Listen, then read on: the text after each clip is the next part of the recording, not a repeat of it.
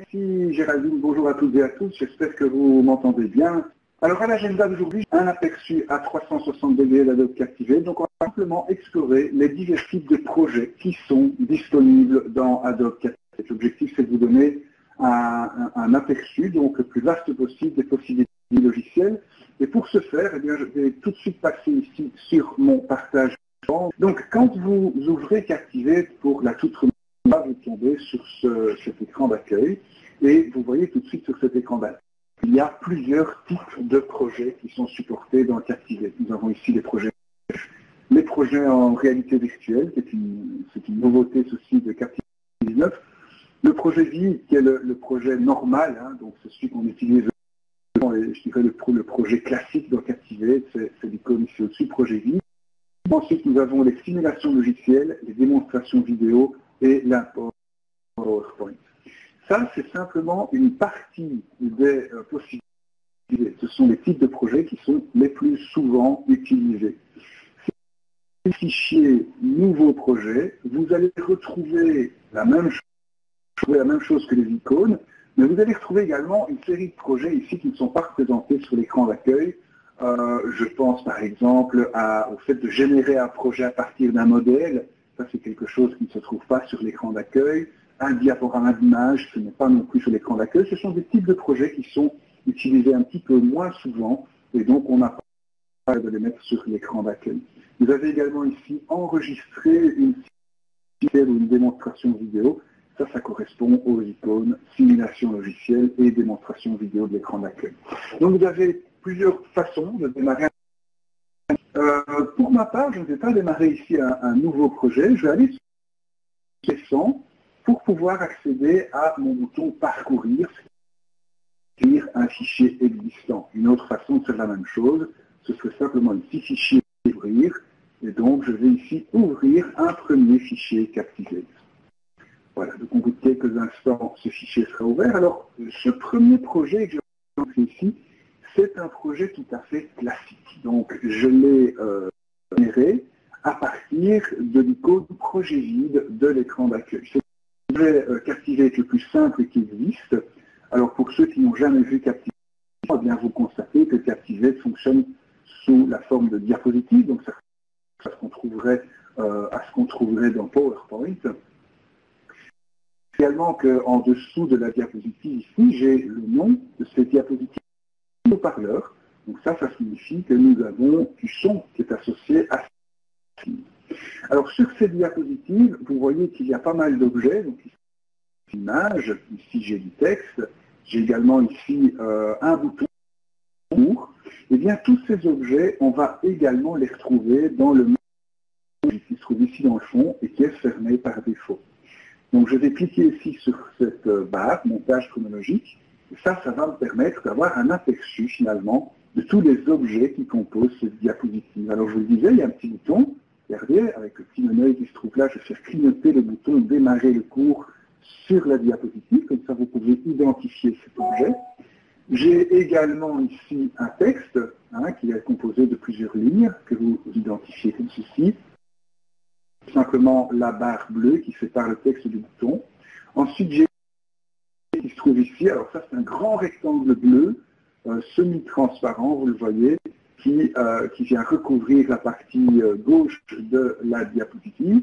Et puis, j'ai deux images. Donc, j'ai une image d'enregistrement qui se trouve sur la partie gauche, une image de l'appareil photo sur la partie droite, et enfin, la diapositive en elle-même. Tout ça pour vous dire que dans Captivate, eh bien, les différentes diapositives sont composées d'objets et ces objets, vous le voyez, sont répartis ici sur le montage chronologique. Alors si on regarde le montage chronologique de cette première diapositive, eh bien, on se rend compte que le bouton qui se trouve ici, donc le bouton c'est l'objet en vert qui se trouve ici tout au-dessus, eh bien, il n'apparaîtra que 6 secondes et demie après le début de la diapositive. Et puis, à 8 secondes, vous le voyez ici, il y a un petit symbole pause, il va lecture. Donc on va simplement attendre ici que interagisse avec ce fameux bouton. Si je vais voir la deuxième diapositive, c'est un petit peu la même chose. Donc j'ai aussi plein d'objets qui composent, vous voyez, cette diapositive. Alors là, j'ai un petit peu plus d'objets que sur la première. Vous voyez que j'ai différents textes Ici, j'ai les numéros, 1, 2, 3, 4, j'ai un bouton continuer, j'ai plusieurs images pour le coup. Et vous voyez que c'est un petit peu le même principe. Donc j'ai du son qui est associé à cette vidéo, vous le voyez ici dans le fond du montage chronologique, et puis ces différents éléments répartis ici sur le montage chronologique avec un bouton à la fin qui vient stopper la. Alors sans plus attendre, eh bien, je vais vous montrer ce que ça donne au niveau donc je vais faire un aperçu de ce projet. Voilà le volume sonore de mon installation pour que vous puissiez entendre le son. Et donc, au bout de quelques instants, vous allez voir que ce projet va s'ouvrir un navigateur. Le voici, le voilà, je le lance. Sur les bases de la photographie. Pour commencer, cliquez sur le bouton Démarrer le cours. Voilà, donc vous avez remarqué que le bouton démarrer le cours n'est pas apparu tout de suite, il est apparu un petit peu plus tard, au moment où la voix parlait justement du bouton démarrer le cours. Donc pourquoi ce bouton n'est pas apparu tout de suite? Eh bien, il a été ici déplacé à la fin du montage chronologique et donc il apparaît 6 secondes et demie après le début de la diapo. Alors, je vais cliquer sur ce bouton. Rappelez-vous de la deuxième diapositive. Nous avons ici plein d'objets qui vont apparaître petit à petit, en synchronisation également avec le son qui se trouve dans le fond. Donc, allons voir ce que ça donne. Dans ce module de formation, vous découvrirez les paramètres clés que tout photographe pour créer de superbes clichés. Prenez le temps de passer en revue les points abordés dans ce module, puis cliquez sur le bouton Continuer. Voilà. Entendu la piste sonore de cette diapositive.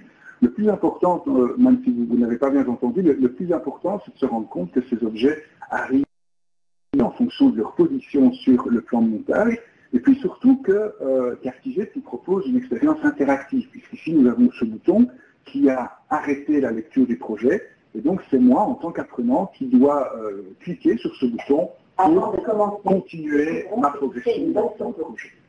Alors ici, nous avons la troisième diapositive, donc de nouveau, je vais vous montrer ce que ça donne dans Captivate. Nous avons donc ici une série d'objets qui apparaissent petit à petit. Vous l'avez vu dans l'aperçu, ces images, les 4 images qui composent cette diapositive sont apparues en cours de route, en synchronisation avec le son. Et puis, je ne sais pas si vous remarquez sur l'écran, mais on a le traditionnel bouton continuer, qui est donc ici au-dessus, qui est en. Et puis on a d'autres pistes en vert qui sont ici. Alors dans Captivate, les pistes en vert signifient qu'il s'agit d'objets interactifs. Et ces pistes en vert qui sont là, je ferme mon œil, et on ne verra pas bien ici parce qu'il y a différents états, donc c'est assez complexe que cela. En fait, croyez-moi sur parole pour le coup, ce sont les 4 que nous avons ici. Alors regardez ce que ça donne dans le navigateur. Donc je vais pouvoir passer ma souris sur ces images, et vous voyez tout de suite que nous avons les images qui nous répondent, donc il y a une interaction possible. Et quand je clique sur ces différentes images, eh bien, je vais avoir une interaction qui joue, qui permet d'avoir du contenu qui n'était pas disponible au départ. Et puis j'ai mon fameux bouton continuer. Après avoir alors ici, j'ai la diapositive qui va me proposer encore donc le principe ici, cliquez sur les marqueurs pour avoir un résumé rapide vous allez voir dans Captivate, donc des objets qui sont répartis sur le plan de montage, qui sont répartis sur la diapositive. Certains de ces objets sont interactifs. Et donc, ici, je vais pouvoir cliquer sur ce petit bouton plus pour avoir des informations sur les différentes parties de cette photo. Voilà. Donc, vous avez ici bien les grands principes en fait d'Adobe Captivate qui vous sont déjà révélés par cette petite démo. Donc, le principe des diapositives, le principe des différents objets qui composent cette diapositive, le principe du plan de montage, donc du montage chronologique qui nous propose donc d'étaler l'apparition des différents éléments dans le temps. Et alors, un principe fondamental de Captivate, c'est bien évidemment l'interaction. Je vois Géraldine qui me signale qu'on n'entend pas bien lorsque le son joue dans le projet, donc je ne dois pas parler tant que Captivate. Voilà, donc ceci c'est un premier type de dans Captivate, c'est un projet tout à fait classique. Une interaction. On ne va pas aller jusqu'au bout du projet parce que ça prendrait un peu trop de temps. Remarquez qu'ici à la fin, j'ai également un quiz qui m'est proposé. Allez, si je Et voilà. une bonne image doit être Une autre interaction. Heureusement, les photos modernes sont équipées d'un système de mise au point automatique qui vous aide à capturer des images nettes. Cliquez sur les boutons pour apprendre à utiliser la mise au point automatique. Voilà, donc de nouveau, j'ai ici une interaction qui me propose les différentes dates de l'utilisation d'autofocus sur un appareil photo. Donc nous avons ici un cours en ligne, vous l'aurez deviné, sur les bases de la photographie. Et puis ici, alors, pas de bouton continuer pour le coup, j'ai simplement un petit compteur qui attend 10 secondes. Maintenant que vous en savez un peu plus sur l'effet-focus, il est temps de parler de l'exposition. Pour exposer correctement une photo, vous devez trouver le bon équilibre entre la sensibilité, la vitesse d'obturation et l'ouverture. Voilà, donc ça c'est une diapositive toute simple avec un simple bouton continuer. Ça c'est la diapositive suivante. Vous allez voir un autre type d'interaction. Voilà, il s'agit simplement d'un petit slideshow. Donc j'ai ici la possibilité de voir plusieurs types de contenus. Alors, je suis maintenant au niveau de mon quiz, donc c'est aussi très important de captiver. Première façon de... Donc, quel paramètre contrôle la profondeur de champ d'une photographie? Ceux qui connaissent la réponse dans la conversation. Eh bien, pour répondre à cette question, je vais devoir glisser la bonne réponse dans le rectangle ici, parce qu'elle me dit que c'est l'ouverture. Eh bien, on va voir ce que ça donne. Donc, je glisse l'ouverture ici. Attention, Pascal, je clique sur le bouton envoyer et bravo, vous avez raison. Donc, vous avez ici une autre possibilité de captiver, donc le drag and drop, le glisser-déposer, qui nous permet de réaliser ce type de question. Ici, j'ai un autre type de question, une question de type vrai-faux. Donc, tous les appareils photo modernes sont équipés d'un système de mise au point automatique. Vrai ou faux? J'attends votre réponse dans la conversation de nouveau. Est-ce que quelqu'un se lance? Voilà. C'est vrai. Voilà, donc vous voyez qu'ici, nous avons la deuxième question. Et puis, j'ai ici une troisième question. Alors, l'autre type de question, c'est une question de type séquence, où je dois simplement remettre les éléments dans l'ordre. Donc ici, je vais devoir d'abord activer l'autofocus de mon appareil photo, puis je vais viser mon sujet, puis je vais maintenir mon obturateur à mi-course, puis je vais cadrer ma photo, et puis je vais prendre ma photo. Voilà, je crois que... Donc ça, c'est la bonne séquence. Donc vous voyez que dans Captivate, vous avez également la possibilité de réaliser une quiz avec plusieurs types de questions. Je crois qu'ici, je n'avais que 3 questions, et j'ai bien répondu à mes 3 questions, donc j'ai 30 sur 30. Voilà, donc ça, c'est un premier type de projet que nous pouvons réaliser avec Captivate, parce qu'on fait le plus souvent dans Captivate, donc des projets interactifs comme ceci. Et je vous rappelle, je vais fermer ici ce projet. Voilà, je vais l'enregistrer, comme ça si je dois y revenir, je retrouverai toutes les modifications. Pour donc réaliser ce type de projet, je suis parti de la première icône ici, projet vide. Donc l'icône qui est en fait la troisième icône de la première rangée ici sur l'écran d'accueil. Alors je vais maintenant vous ouvrir un autre projet, donc fichier ouvrir, pour vous montrer une autre possibilité d'Adobe Captivate. Je vais vous ouvrir ceci. Donc c'est un projet qui s'appelle Geography Game. Alors là, il n'y a pas de son, donc là, il n'y aura pas de problème. Captivate. Alors il s'agit d'un petit jeu que j'ai développé ici dans Captivate. C'est un petit jeu qui est basé autour de l'interaction glisser-déposer. On va vite regarder à quoi ça ressemble. Et je vous montrerai après la particularité donc, de ce projet. Voilà, donc j'ai ce petit jeu. Et puis j'ai les instructions du jeu. Et puis en fait, il s'agit simplement de glisser les continents à la bonne place. Voilà, l'Amérique du Nord. Et au plus on va lentement avec les points donc sont en train de décliner ici. Donc il faut aller le plus possible pour avoir le plus grand nombre de points possible à la fin. Si je me trompe, vous voyez que l'élément revient à sa position originale. Voilà ici l'Amérique du Sud, et je termine par l'Afrique.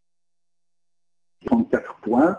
Est-ce que je veux démarrer un nouveau jeu ou sortir du jeu? Je fais ici sortir du jeu, voilà, et j'arrive sur la dernière diapositive. Alors je vais relancer une deuxième fois pour vous montrer la spécificité de ce projet. C'est que ce projet projet responsive, un projet réactif de Captivate. Ça veut dire qu'il a été conçu pour fonctionner sur toutes les largeurs d'écran. Regardez ici, nous avons quelque chose qui ressemblerait à une tablette. Et puis si je continue à diminuer la largeur, nous avons ici quelque chose qui ressemblerait à ce qu'on verrait sur l'écran d'un smartphone. Donc nous avons ici ce projet qui peut s'adapter, vous le voyez, à toutes les largeurs d'écran, qui a été conçu pour fonctionner sur un téléphone, sur une tablette et sur un ordinateur de bureau. Et le projet va automatiquement donc s'adapter. Si je vais voir au niveau du jeu, vous allez voir également ici, nous avons quelque chose d'un petit peu plus complexe. Hein. Voilà, vous avez donc le layout, donc la mise en page de ce jeu qui s'adapte voilà, à la largeur de l'écran. Donc ça, c'est une solution, une possibilité qui est assez unique dans le domaine de l'e-learning, puisqu'il nous propose en fait ces projets responsifs, ces projets réactifs, qui permettent donc de redimensionner l'écran et des mises en page dans Captivate qui peuvent s'adapter aux différents types d'écrans. Alors pour que ça fonctionne, j'allais ici sur cette diapositive-ci, c'est la plus complexe au niveau mise en page de ce projet. Eh bien pour réaliser ce genre de choses, on utilise Captivate des fluid box, donc des boîtes fluides.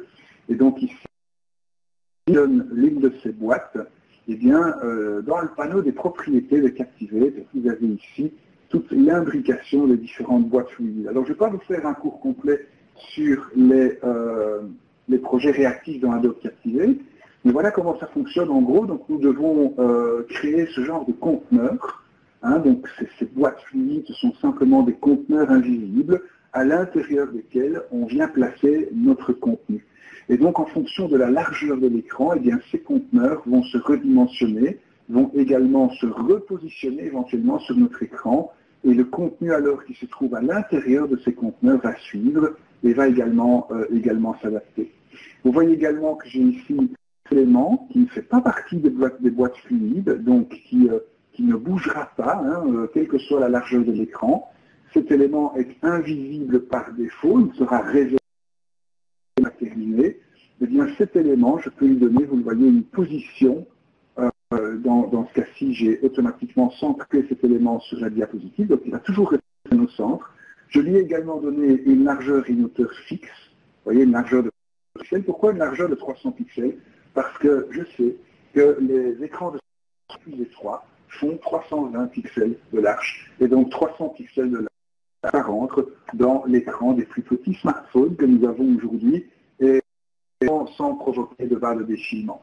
Donc voilà comment j'ai pu réaliser ce projet complètement réactif, et vous voyez qu'avec une largeur d'écran la plus petite possible, eh bien mon message de jeu reste quand même complètement visible sur l'écran. Hein. Voilà, donc ça c'est une deuxième possibilité d'Adobe Captivate. Ce sont les projets réactifs, les projets responsive, qui vous permettent de changer la disposition de vos diapositives en fonction de la largeur de l'écran.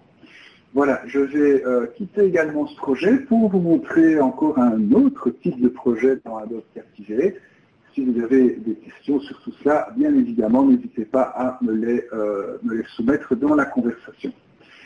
Alors, si je vais sur le bouton, après les projets réactifs, nous avons les projets en réalité virtuelle. Et ça, de nouveau, c'est une nouveauté de Captivate 2019. Donc, je vais ouvrir un tel projet. Ah ben, j'avais déjà ouvert ici en préparant cette session. Donc, il se trouve ici, sur mon écran des fichiers récemment ouverts. Et donc, voilà. Alors, je vais tout de suite vous montrer à quoi ce projet ressemble. En fait, ce projet, eh bien, il est basé sur une image, une photo qui a été prise à 360 degrés. Une image qui a été capturée avec un appareil photo spécial, une caméra spéciale, qui permet de faire une image d'une sphère, si vous voulez, qui se trouverait autour de l'appareil photo. Et donc ici, grâce à Captivate, regardez, j'ai simplement importé cette photo. Je vais pouvoir, vous voyez, regarder tout autour de moi, je vais pouvoir me déplacer ici au niveau de cette sphère.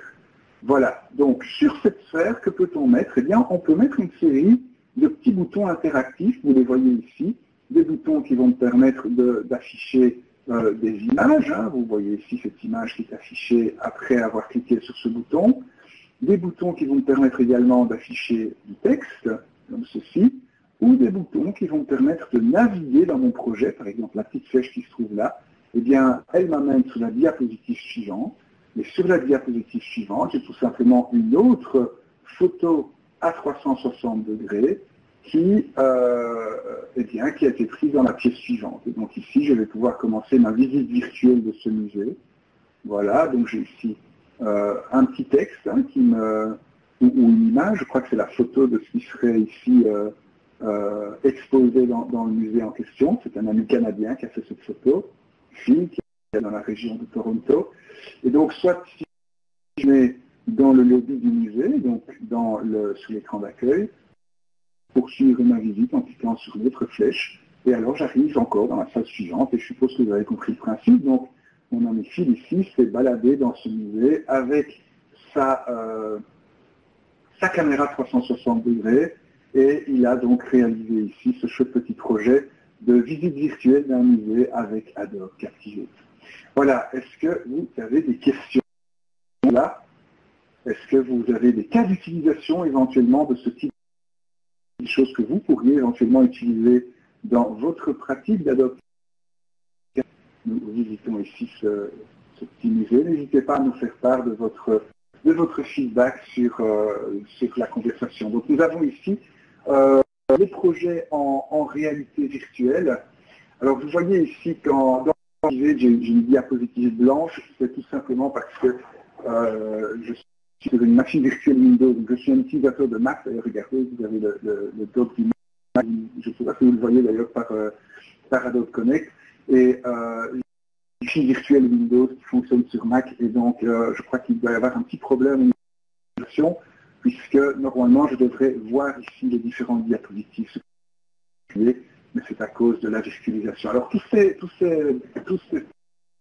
en 360 degrés, eh bien vous pouvez les faire vous-même, hein, puisqu'il a lui-même un appareil photo à 360 degrés, mais vous allez également retrouver ce genre d'image dans les actifs de Captivate. Donc quand vous achetez Captivate, eh bien vous avez accès à ce panneau des actifs, avec notamment une série d'images à 360 degrés.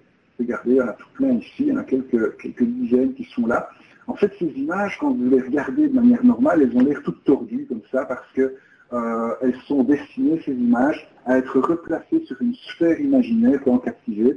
Et quand on les replace sur cette sphère imaginaire, eh bien, ces images redeviennent droites. Ce sont des images créées donc à 360 degrés. Alors, dernière petite précision avec ce type. Vous avez un casque de réalité virtuelle et que vous regardez ce genre de projet sur un smartphone avec votre casque de réalité virtuelle, eh bien, vous pourrez tourner la tête avec votre casque de réalité virtuelle et donc faire l'expérience de ce monde immersif grâce à cela. Voilà, donc encore un autre type de projet ici dans Adobe Captivate, c'est une nouveauté de Captivate 2009, et de nouveau, si vous avez la moindre question, n'hésitez pas à nous en faire part. Je vais vous ouvrir maintenant un autre projet. Ce n'est pas vraiment un nouveau type de projet. Je regarde ici les différentes icônes de l'écran d'accueil, puisque le projet que je vous montre, je l'ai également créé à partir du bouton Projet Vie qui se trouve ici. Hein, ça veut dire que c'est quelque chose qu'on a déjà expérimenté dans ce webinaire, mais vous allez voir, il y a une petite surprise également, sinon ce n'est pas créé que je devais faire. Il y a une petite surprise également dans le projet que je vais vous montrer. Donc, je vais d'abord l'ouvrir, voilà. Et c'est un projet qui s'appelle extension.cptx. Alors, dès que vous l'aurez ouvert, voilà, eh bien, vous allez voir sur le côté, dans la bande de film, que nous avons des diapositives un petit peu spéciales, puisqu'elles sont un petit peu plus petites que les autres. Je vois par exemple ici de la diapositive numéro 3, qui contient une question à choix multiples, ou de la diapositive numéro 4 qui contient une question de type vrai-faux. Alors pourquoi ces questions sont-elles un peu plus petites que les autres et pourquoi ces diapositives ont-elles un fond comme ça un peu plus sombre? Eh bien, tout simplement parce que toutes ces diapositives que vous avez là font partie d'une vidéo interactive. Et la vidéo interactive, eh bien, c'est vraiment l'une des grandes nouveautés de Captivate 2019. Donc, la diapositive numéro 1, c'est simplement une diapositive de titre, c'est simplement une petite diapositive d'introduction. La diapositive numéro 2, c'est là que tout se passe, eh bien, elle contient une vidéo. Oh, l'erreur fatale s'est produite. Ah, désolé, il y a un petit bug ici apparemment dans Captivate. J'espère que j'ai ce que j'ai à vous montrer. On va relancer Captivate, réessayer une deuxième fois, puis si ça ne marche pas, j'essaierai de vous montrer le... finaliser alors. Voilà, je vais ouvrir mon démo ici. Allez, deuxième tentative. Voilà, donc sur la diapositive numéro 2, j'ai une vidéo, la voici, et donc, apparemment ici Captivate ne râle pas, donc tant mieux. Et donc, cette vidéo, alors, la première image de cette vidéo est blanche, hein, c'est pour ça que vous ne voyez rien ici. Mais donc, nous avons ici une très très longue diapositive, vous voyez, qui fait 4 minutes. 4 minutes, c'est la longueur de cette vidéo que nous avons mis sur cette diapositive. Alors, si vous regardez dans le plan de montage, régulièrement, vous allez trouver des petits symboles sur le plan de montage. Par exemple, ici, à 44 secondes, et ce petit diamant, eh bien, ça veut dire que 44 vidéos, ce petit diamant va mettre la vidéo en pause et va afficher au-dessus de la vidéo les deux questions que nous avons ici. D'accord? Si je reviens sur ma diapositive, un petit peu plus loin, donc j'ai ce diamant à 44 secondes, un petit peu plus loin, voilà, ici à 1 minute 20, j'ai un deuxième petit diamant qui va de nouveau interrompre la lecture de la vidéo et qui va alors afficher cette diapositive-ci. Quel système d'exploitation utilisez-vous? Je travaille sur Mac, je travaille sur Windows. Alors quand je vais cliquer sur le bouton « Je travaille sur Mac », on va aller voir ce qui se passe dans le panneau des propriétés. Eh bien, l'action de ce bouton, c'est, vous voyez ici, passer au signet Mac ou sur l'autre bouton, passer au signet Windows. Alors c'est quoi ces fameux signets? Eh bien, si vous avez remarqué au niveau de ma vidéo, j'ai des petits diamants, ça je vous ai expliqué ce que c'est simplement des petits éléments qui vont interrompre la lecture de la vidéo pour superposer de l'information sur la vidéo. Et puis les signets, eh bien, ce sont les autres petits symboles qu'on a ici, donc les carrés qu'on a ici sur la première piste. Là j'ai le signet Windows, et vous allez voir qu'un petit peu plus loin, j'ai le signet Mac. Eh bien, en cliquant sur le Windows ou sur le bouton Mac, je vais transporter la tête de lecture vers les signets que j'aurais préalablement placés sur ma vidéo. Et donc, allons-y, ça donne au niveau du navigateur, vous allez tout de suite comprendre le principe de ce genre de... Voilà, on va juste devoir attendre 40 secondes que la première interruption se fasse. Voilà, c'est parti. Bonjour à toutes et à tous. Travaillons avec un ordinateur, nous sommes inévitablement confrontés à des fichiers de types différents. Pour pouvoir identifier clairement le type d'un fichier, on utilise les fameuses extensions de fichiers. Dans bien des cas, les extensions sont gérées de manière automatique par votre système d'exploitation. Et cela est complètement transparent pour vous, l'utilisateur. Vous n'avez donc pas forcément besoin d'avoir accès à ces extensions. Et c'est pourquoi elles sont souvent masquées par défaut sur la plupart des systèmes. Mais avant de continuer, voyons ce que vous connaissez déjà à propos de ces extensions de fichiers. Voilà, nous sommes arrivés à 44 secondes dans la vidéo. On est arrivé donc au premier de ces petits diamants que je vous ai montré précédemment. Et vous voyez que la vidéo s'est mise en pause. Et donc, cette question à chaîne est venue se superposer au-dessus de cette vidéo.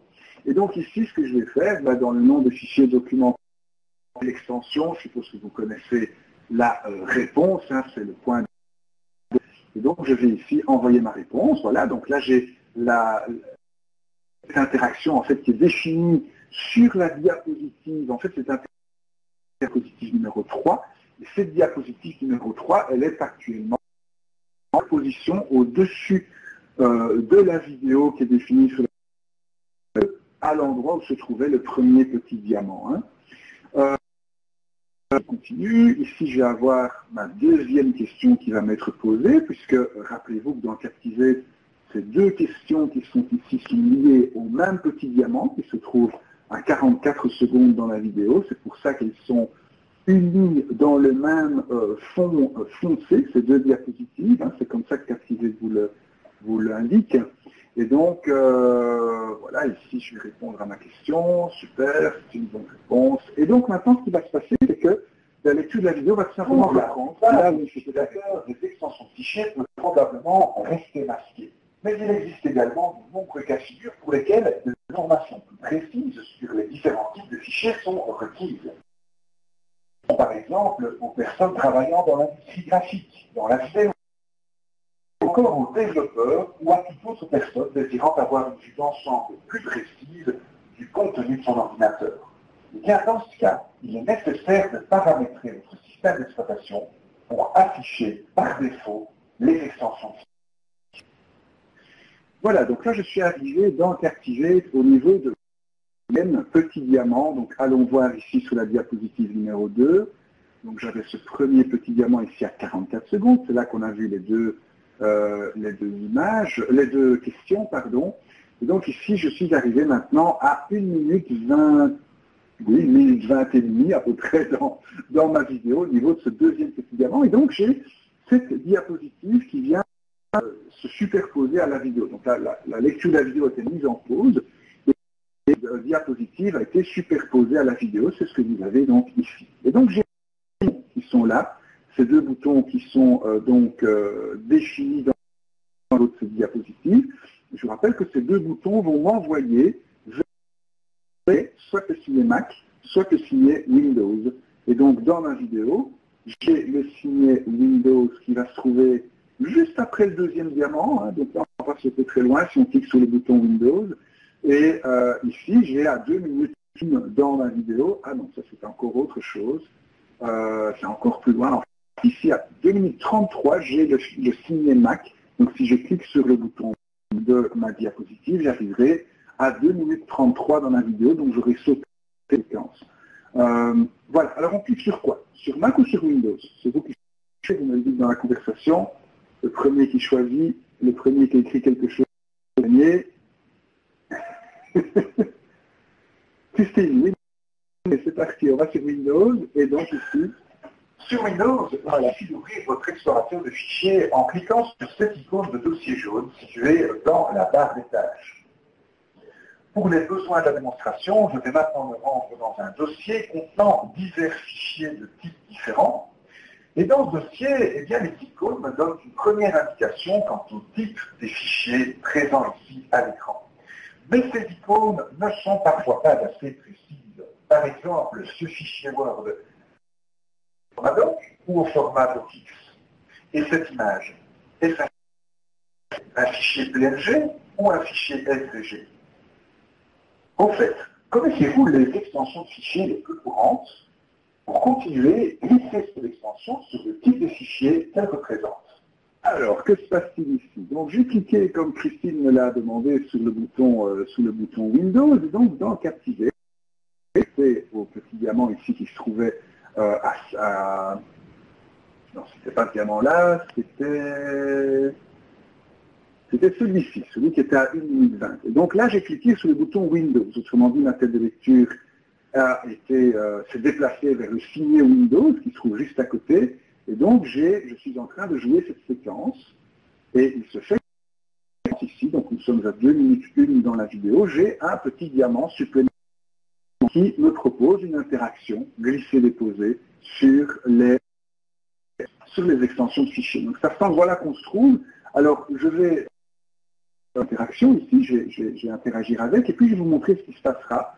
Donc ce qui va se passer, donc je suis ici à 2 minutes dans ma vidéo, c'est qu'une fois que l'interaction sera terminée, eh bien on va relâcher la pause de la vidéo, on va tout simplement continuer la lecture de la vidéo à partir de l'endroit où se trouve le petit diamant, et on va patiemment lire la vidéo jusqu'au petit diamant suivant Et le petit diamant suivant va me faire apparaître cette diapositive-ci. Voilà, vous venez de visionner la version Windows de cette vidéo. Que souhaitez-vous faire? Eh bien, j'ai terminé. Donc, on va à la fin de la vidéo voir la séquence Mac également. Et là, on va vers le... Allons voir directement à quoi ça correspond. Donc, WAV, c'est vidéo, PNG, c'est une image, MP4, c'est de la vidéo. Alors, je vais me tromper. Regardez, si je mets PDF dans Audio, Captivate va le refuser, puisque le point PDF, c'est une extension pour les documents. Même chose pour DocX. Vous voyez, j'ai deux réponses pour chaque type de fichier. Et une fois que tout est fait, bravo, vous avez... Et je continue, c'est-à-dire que je relâche la voyons maintenant comment afficher par défaut votre fichier dans l'explorateur Windows. Il suffit pour cela de se rendre dans le bandeau Affichage et de cliquer sur la petite case Afficher les extensions de nom de fichier. Voilà, les extensions de fichiers sont maintenant bien visibles, ce qui vous permet d'identifier clairement le type de chacun de ces fichiers. Ce fichier Word était au format DocX, cette image était au format JPEG, et ainsi de suite.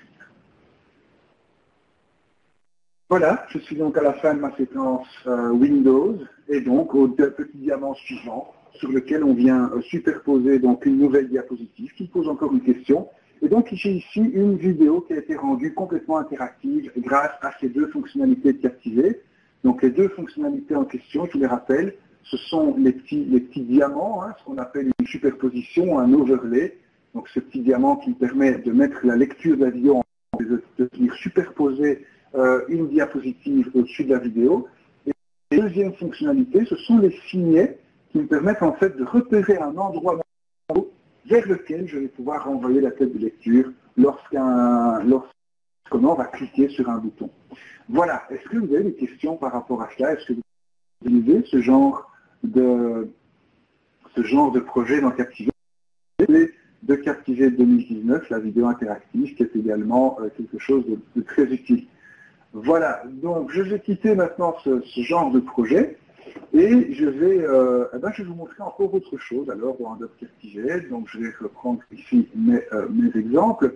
Alors je vais prendre ici l'exemple qui s'appelle Learning Matomo. Alors, cet exemple, eh bien, il utilise la fonctionnalité de capture d'écran. Il s'agit du cas d'utilisation historique d'Adobe Captivate. Alors, la première diapositive, c'est simplement une diapositive de titre. La deuxième diapositive, c'est une diapositive tout à fait classique également. Si je vais voir dans le montage, vous allez voir qu'il y a du son sur cette diapositive. Il y a différents objets qui apparaissent ici. C'est une diapositive qui fait un petit peu moins d'une minute. C'est ça. C'est la diapositive numéro 3 que les choses sérieuses vont commencer. Donc sur cette diapositive 3, eh bien, je me suis basé sur une qui a été faite par Captivate. Donc Matomo, qu'est-ce que c'est?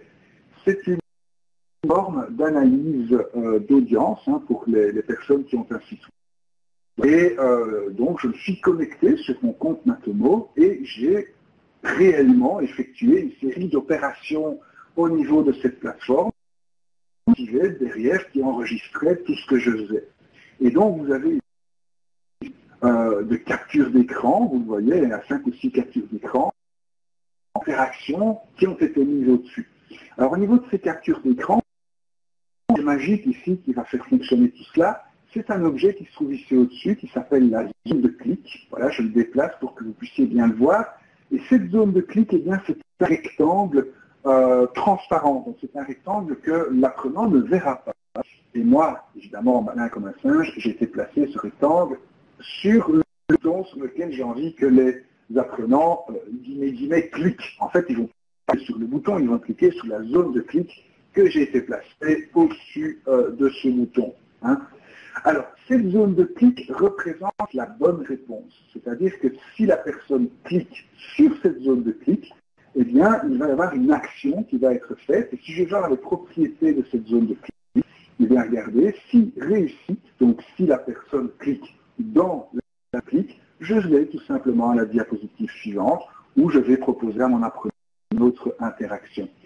Si par contre, je clique à l'extérieur de la zone, là, ce n'est pas la bonne réponse, Eh bien, dans mon cas, j'ai fait ici des tentatives illimitées, donc on peut se tromper à un nombre illimité. Si je décoche cette case, je peux dire, voilà, après la dernière tentative, et je choisis le nombre de tentatives ici, eh bien, je peux réaliser une série d'autres actions, éventuellement amener l'apprenant vers une séquence de feedback, par exemple, ou une séquence de remédiation. Et dans mon cas, c'est bien tentative dont j'ai besoin. Et donc, je vais vous montrer à quoi ça ressemble, de nouveau dans le navigateur. Voilà, on va attendre que là... voilà, et en fait, pour le coup, pour gagner un petit peu de temps, tricher un petit peu dans Captiver, je vais aller dans mon menu projet, ici au niveau de l'éditeur d'habillage, je vais afficher la barre de progression de Captiver que j'avais retirée volontairement. C'est simplement pour pouvoir avoir la possibilité de passer la diapositive numéro 2, hein, qui fait près d'une minute. Donc on ne va pas passer notre temps à regarder cette minute de son finalement, on va directement aller sur la diapositive numéro 3. Voilà, je recommence à faire donc mon navigateur.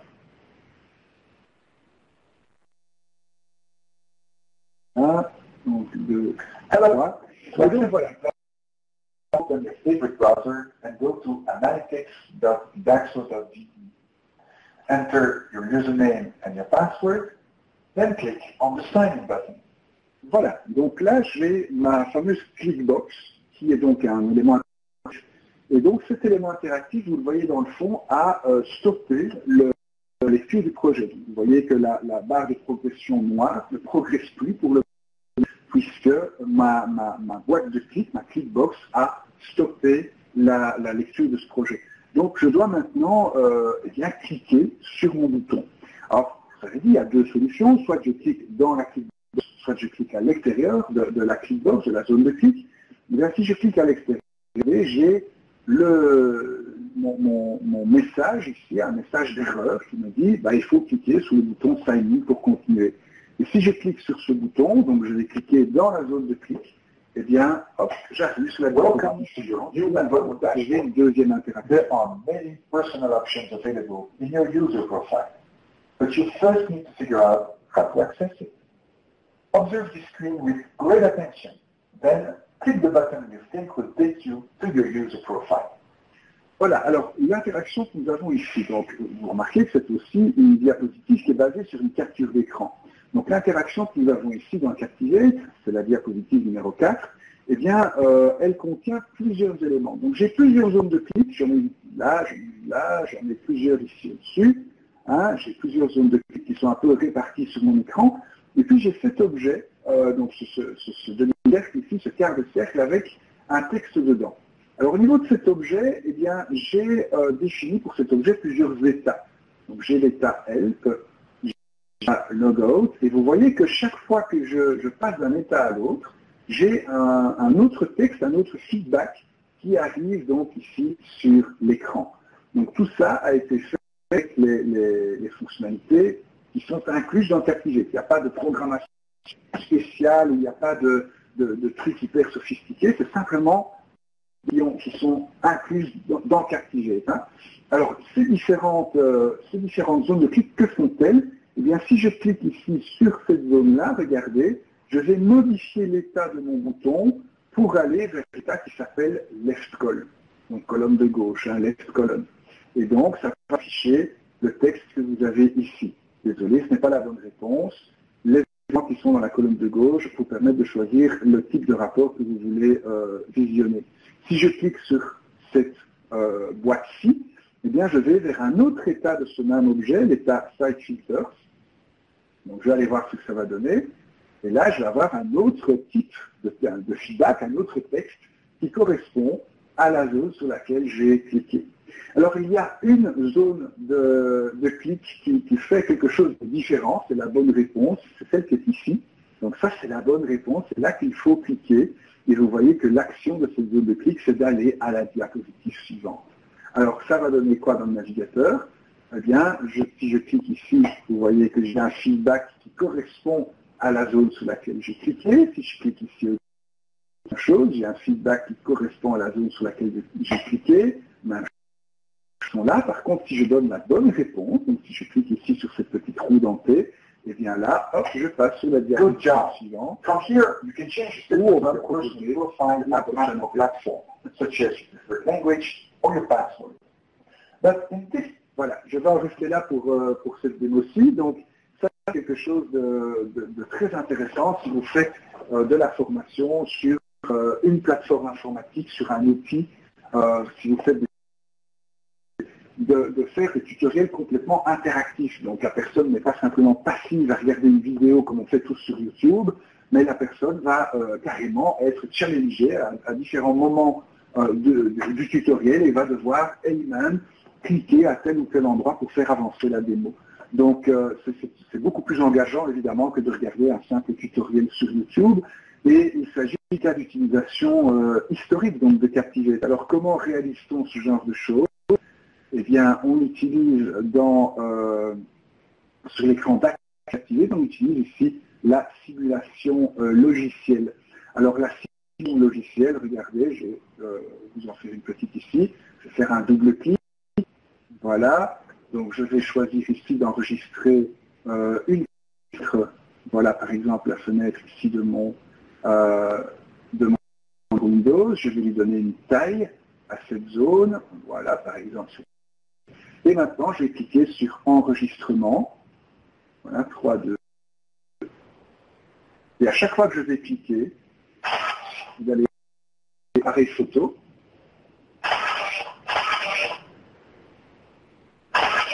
Je ne sais pas si on entend bien l'appareil photo en question.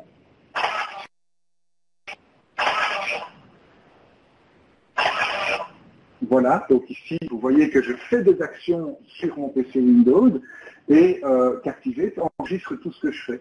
Et donc, quand j'arrête mon enregistrement, Captivate va me proposer un projet. Regardez, je vais tout de suite aller simplement rejouer eh bien, tout ce que j'aurais fait dans le projet. Voilà, vous voyez qu'il y a ma souris qui bouge toute seule, différents éléments. Donc en fait, à chaque fois que j'ai été cliqué, Captivate a pris une photo, une image fixe, hein, donc de mon écran. Voilà. Et puis Captivate a été superposé à cela la souris qui vient donc cliquer sur les différents éléments. Si je vais dans la bibliothèque ici, vous allez voir les différents arrière-plans, c'est-à-dire les différentes images statiques que j'ai pendant ma phase d'enregistrement. Et donc c'est sur base de ce genre de choses, hein, c'est comme ça que j'ai capturé les différents écrans de la démo sur ma démo que vous avez vu précédemment. Et après, évidemment, comme ce sont des diapositives, de venir ici dans le montage chronologique, d'augmenter la durée des diapositives, de venir mettre du son dessus, de rajouter des boutons, de retirer la souris, de mettre des zones de clic à la place, etc. etc. Donc, c'est comme ça en tout cas qu'on démarre ce type et c'est donc le cas d'utilisation historique de Captivate. Captivate a commencé en étant un outil finalement de capture d'écran. Hein. Alors, je vous en montre encore un petit pour la route. Alors ici, j'ai alors ça c'est un projet que j'aime beaucoup. C'est une opération, une interaction glissée-déposée. C'est pas moi qui l'ai réalisé ce projet. C'est un collègue qui l'a mis en ligne et qui nous permet donc de le télécharger. C'est un projet sur le tri sélectif. Donc voilà, ici on a simplement un petit écran d'accueil. Et donc tout va se passer, vous allez voir sur la diapositive numéro 3, où on doit placer les bons déchets dans la bonne. Alors si je prends par exemple, allez, mettons un déchet électronique ici, regardez, quand je vais passer, eh bien la poubelle va s'ouvrir, hein, donc je trouve ça assez sympa comme concept, mettre l'élément dans la bonne poubelle. Je ne sais pas si vous avez entendu, il y a un petit feedback. Si je mets le déchet dans la mauvaise poubelle, eh bien j'ai un autre feedback sonore. Oh, il a-t-il trouvé le son? Voilà, donc ici c'est un déchet organique, là nous avons un déchet électronique, etc., etc. Donc ça peut être un petit jeu sympa pour des enfants au tri sélectif ou des choses comme ça. Et donc c'est basé sur l'interaction glissée-déposée que je vais vous montrer ici. Alors ça a l'air un petit peu compliqué quand on regarde ça comme ça. En fait, c'est assez simple. Donc, vous avez ici différentes poubelles qui sont donc liées à différents déchets. Donc, on a simplement été mappé, agencer les différents déchets avec la bonne poubelle. Et au niveau de la petite poubelle qui s'ouvre, qu'est-ce que c'est? C'est simplement différents états d'un objet. Donc ici, vous avez deux états, l'état normal et un état qui s'appelle drag over, qui représente une petite poubelle ouverte. Donc c'est simplement une substitution d'images. J'ai deux images, la poubelle et la poubelle ouverte, qui sont switchées comme ça très rapidement pour faire cet effet là. Voilà, donc encore une possibilité ici d'Adobe Captivate. Et alors, quelle heure est-il? Il nous reste 5 minutes, donc je vais peut-être terminer par un quiz. On a déjà vu un petit peu les quiz, mais ici, je n'ai pas vraiment peaufiné l'aspect graphique du quiz. Je me suis contenté d'un modèle Captivate. Par contre, je vous montre ici dans ce projet un exemple de chaque type de questions que nous pouvons avoir dans Captivate. Ici, si je vais dans le bouton diapositive pour ajouter des diapositives, vous voyez que dans Captivate, on peut mettre des diapositives de champs multiples, de vrai-faux, des champs à concours, des questions d'association, des zones sensibles, etc., etc. Donc ça, ce sont tous les types dans vos quiz.